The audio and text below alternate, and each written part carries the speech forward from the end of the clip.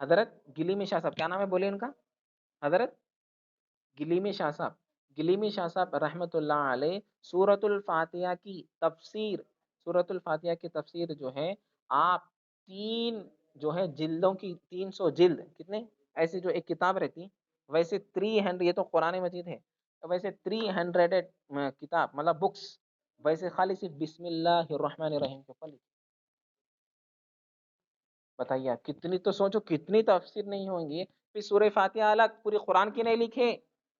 خالی جو ہے سورت البسم اللہ جو ہے نا، سورت الفاتحہ کے جو شروع ہوتا بسم اللہ، اس کی 300 جو ہے کتابوں کے اوپر آپ جو ہے اس کی تشریح اور اس کا ترجمہ کریں، تو کتنی گہرائی نہیں ہوگی قرآن مجید میں، بتائیے آپ، بہت گہرائی ہے۔ تو بہرحال ہر چیز کا ذکر ہے قرآن مجید میں، قرآن مجید سے ہم کو وابستہ رہنا چاہیے، قرآن کو پڑھنا چاہیے۔ اللہ کا شکر ہے کہ سب سے پہلے اللہ سبحانہ و تعالیٰ کا شکر ادا کرنا، اس کے بعد پھر جو ہے والدین کے، آپ کے والدین، آپ کے والدین آپ کو قرآن سے وابستہ کریں، سمجھ میں آ رہا؟ قرآن آپ کو سکھا رہے ہیں، یہ اللہ تعالیٰ کا بہت بڑا شکر ہے، سمجھ میں آ رہا؟ اگر ہم قرآن نہیں سیکھتے،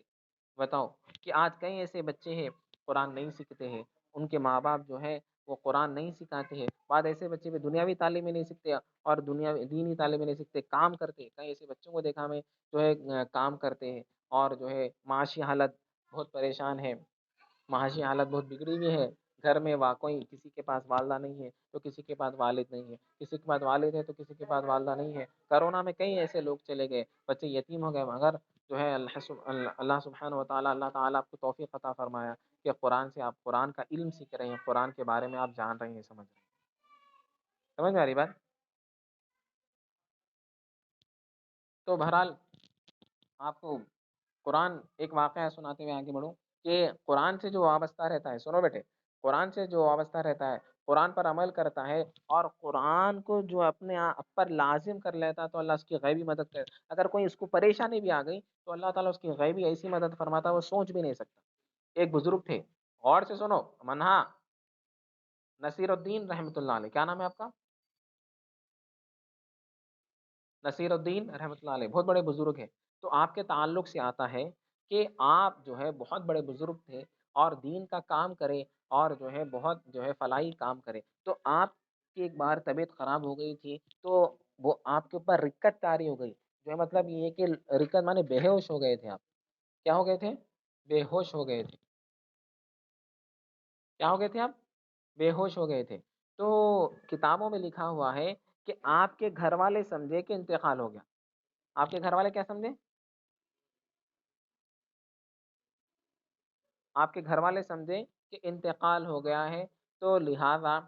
اب جو ہے ان کا کفن کا انتظام کرو، ان کو غسول دے دیے، نصیر الدین رحمۃ اللہ علیہ کو غسول دے دیے، آپ کفن بنا دیے، اب جو ہے جنازہ لے کے جا رہے ہیں، آپ بیان کر رہے ہیں اپنے، جنازہ لے کے جا رہے ہیں، اب جو ہے قبر میں دفنا دیے، بتانا میں میرا مقصد یہ ہے کہ قرآن مجید سے جو وابستہ ہوتا ہے، قرآن شریف سے جو پابندی سے پڑھتا ہے، تو اگر اس کو پریشانی بھی آ گئی تو غیبی اللہ تعالیٰ کیسی مدد فرماتا۔ آپ خبر میں دفنا دیے نصیر الدین رحمۃ اللہ علیہ کو، قبر میں دفنا دیے، تو ایک دم آپ کی آنکھ کھلی، جب آپ دیکھیے کہ اگر ہاں میں رکت طاری ہو گئی تھی، میں بے ہوش ہو گیا تھا، میرے گھر والے مجھے غسل وغیرہ دے کر مجھے قبر میں دفنا دیے، میں تو زندہ ہوں، تو آپ پریشان ہو گئے۔ اس کے بعد جو ہے آپ بیان کرتے ہیں کہ حضور کی حدیث ہے، حضور صلی اللہ علیہ وسلم فرماتے ہیں کہ جو 40 مرتبہ جی 40 مرتبہ سورۃ الیاسین پڑھتا ہے تو اللہ تعالی جو ہے اس کی غیبی مدد فرماتا ہے، اگر بڑی سی بڑی پریشانی بھی رہی تو اللہ تعالیٰ اس پریشانی کو دور فرماتا ہے، بڑی سی بڑی پریشانی بھی رہی تو اللہ سبحانہ و تعالیٰ اس کو دور فرماتا ہے۔ تو آپ فرماتے ہیں ابھی خبر میں آپ آرام فرما رہے ہیں، خبر میں زندہ ہیں، تو جیسا سورۃ الیاسین پڑھنا شروع کرے، 40 مرتبہ ہی نہیں 39 مرتبہ سورۃ الیاسین ہوا، تو روایت میں آتا ہے 41 شروع ہوا تو خبر ایک شخص کھودنا شروع کرا، خبر کھودنا شروع کرا، جیسا خبر کھودنا شروع کرا تو وہ زمانے میں آج بھی ہے، بہت مختلف جگہوں پہ بہت کم لوگ ہیں، کفن چور کفن نکالتے تھے، کفن نکال کے پھر وہ کفن کو صاف کر کے جو کفن پہناتے نہیں، کپڑا، کپڑا معلوم آپ کو؟ کپڑا پہناتے سو جو یہ انتقال ہو گیا تو وہ کفن چوری کرتے تھے، وہ آج بھی بہت کم ہے، اب نہیں ہے، بہت کم ہے، بہت جگہ ہے، جیسا پاکستان میں ہے کفن چورا ہے، بنگلہ دیش میں، ایسا مختلف جگہوں پہ ہے، اللہ ہماری حفاظت فرمائے، ویسے اللہ ہم کو بھی خبر میں سلامت رکھے۔ تو کفن چوری کر کے تھے، چوری کر کے اس کو جو ہے پھر اس کو صحیح کر کے اس کو دھو کے کر کے بیچتے تھے۔ تو کفن چور آیا تھا، کفن چور آیا، کفن چور آیا تو کفن جو ہے نا، کفن چوری کرنے آیا تھا، کفن چوری کرنے آیا تو اس وقت جو ہے آپ جیسا اٹھے تو وہ کفن چور، کفن جو آپ کو انتقال ہو گیا وہاں سے، کپڑا پہناتے نا، اس کو کفن بولتے۔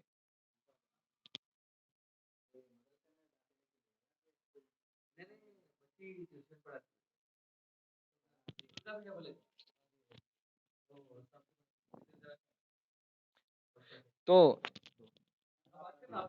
تو بہرحال وہ کفن چور جیسا کھود رہا تھا، خبر کے قریب آ گیا تو نصیر الدین رحمۃ اللہ علیہ اڑ گئے، اٹھ چاہتی وہ حیران ہو گیا، ارے خبر میں سے مردہ زندہ ہو گیا، وہ اسی وقت جو ہے کفن چور انتقال ہو گیا۔ تو آپ جیسا اٹھے، اس کے بعد سارے لوگوں کو جو ہے دستک دے کر جو ہے بولے کہ لوگوں میری موت نہیں ہوئی، میں زندہ ہوں الحمدللہ۔ جی،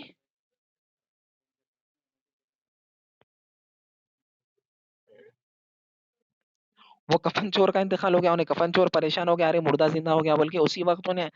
خبر کے پاس ٹھہرا تھا، اس کا انتقال ہو گیا ہارٹ اٹیک سے، کیا ہوا کہ اب اب آپ خبر پہ آپ قبرستان گئے، ایک دم خبر کے پاس ٹھہرے، زڑ بول کے کوئی نکل گیا تو کیا حال ہوگا آپ کا؟ ہاں، کیا ہوتا؟ ہاں، سوتے نہیں، 40 دن گھر میں رہتے، نہیں تو اسی وقت 40واں ہو جاتا، سمجھے؟ تو بہرحال بولا مقصد یہ ہے کہ جو ہے ہوں، ہاں، قرآن مجید، تو قرآن شریف کی اس انہوں خبر میں چلے گئے اور پوری ریتی ڈال دی گئی، تو وہ نصیر الدین رحمت اللہ علیہ یاسین کی برکت قرآن سے وابستہ تھے، قرآن شریف کی پابندی کرتے تھے۔ تو بہرحال بولنے کا میرا مقصد یہ ہے کہ اللہ تعالیٰ ان کی غیبی کیسی مدد فرمائے، سمجھ میں آ رہا؟ تو یہ چیزیں ہیں الحمدللہ۔